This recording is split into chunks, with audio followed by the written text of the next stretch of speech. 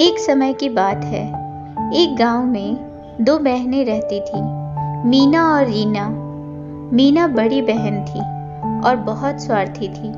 वह हमेशा अपने बारे में सोचती थी और कभी किसी की मदद नहीं करती थी। दूसरी ओर रीना बहुत दयालु और समझदार थी। वह हमेशा दूसरों की मदद करती थी और सबके दिल में उसकी इज्जत थी।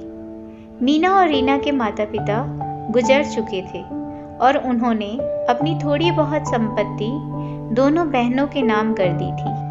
मीना ने अपनी चालाकी से ज़्यादातर संपत्ति अपने नाम करवा ली थी और रीना को बहुत ही कम हिस्सा दिया।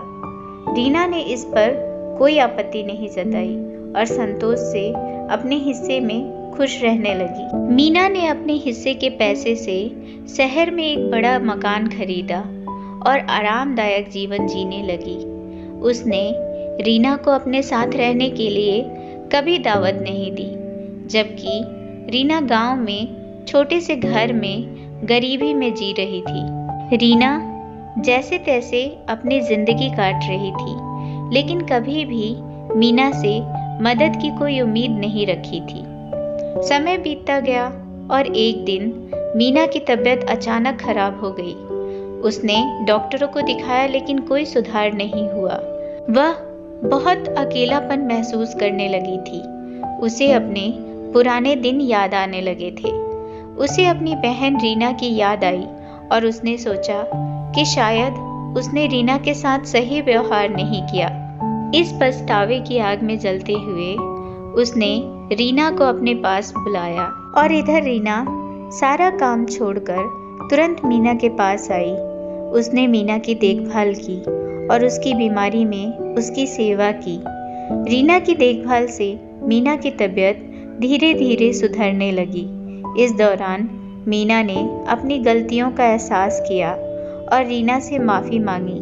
मीना ने कहा, रीना, मैंने हमेशा अपने स्वार्थ के बारे में सोचा और तुम्हें कभी महत्व नहीं दिया। मुझे माफ़ कर दो। मैं एक स्वार्थी और घमंडी बहन हूँ। रीना ने उसे माफ़ करते हुए कहा, दीदी, हम बहनें हैं, हमारे बीच कोई शिकायत नहीं होनी चाहिए। मैं खुश हूँ कि आप ठीक हो रही हो। फिर क्या था, मीना ने अब अपनी बाकी संपत्ति का आधा हिस्सा रीना को दे दिया और वादा किया कि वह अब से स्वार्थी नहीं बनेगी। दोनों बहनों ने मिलकर अपनी बाकी की जिंदगी में एक दूसरे का साथ दिया और खुशहाल जीवन जीने लगी। दोस्तों, इस कहानी से यही सीख मिलती है कि स्वार्थीपन से कोई भी खुशी नहीं मिलती, जबकि दूसरों की मदद और प्यार से हमारा जीवन खुशहाल हो सकता है।